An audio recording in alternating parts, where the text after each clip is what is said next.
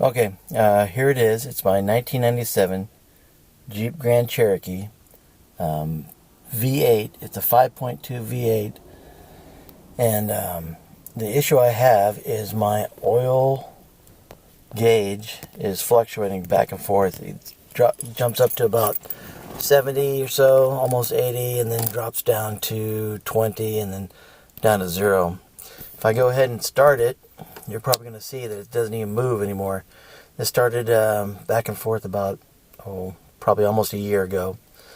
And I didn't hear any pings or knocks or anything like that, so I didn't really do a whole lot about it. I figured it was probably just the gauge itself going out somewhere in the dash. So let me start it up. You'll see the gauge barely even comes off of 0. That's what the 3 songs have in common. Barely comes off of 0 and drops back down. If I drive it for about 15 minutes or so and get it up to temperature, it'll climb up to like normal, and then it'll be erratic back and forth between over here on the 70-80 side and then back down to the 0. It'll fluctuate back and forth. So I'm going to do a 2-part video on this because everything I researched on this, it says that it's probably the oil pressure sending unit that is probably gone bad. So I'm going to turn it off so I don't heat up. And this is what I went out and got. I went out and got the oil pressure sending unit. This thing right here. It was about 24 bucks. It's got a 1 pin in it.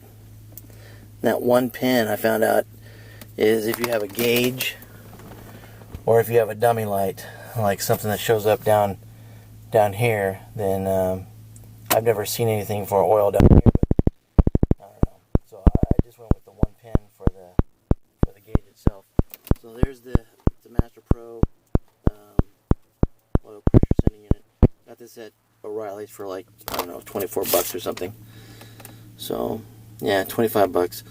I also got this socket thing because that way it fits like this to screw the darn thing in, because I don't have anything big enough, that socket to fit it, to screw it in when I have to put it in.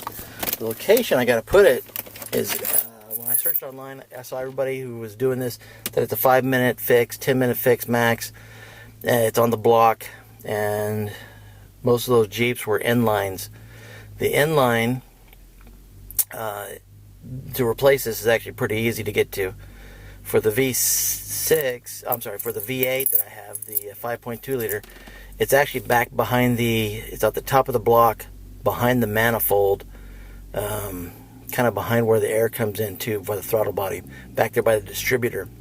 If you look at the distributor and the front of the car is 12 o'clock, it's about a 3 o'clock low, and sure enough, you see it back there plugged in. So I'm going to go ahead and do where it's located. It's probably going to be about 3 times the inline 6 or the inlines, just from the where it's located. Now I'll show you here in a second. So, all right, this is part number 1. Thanks.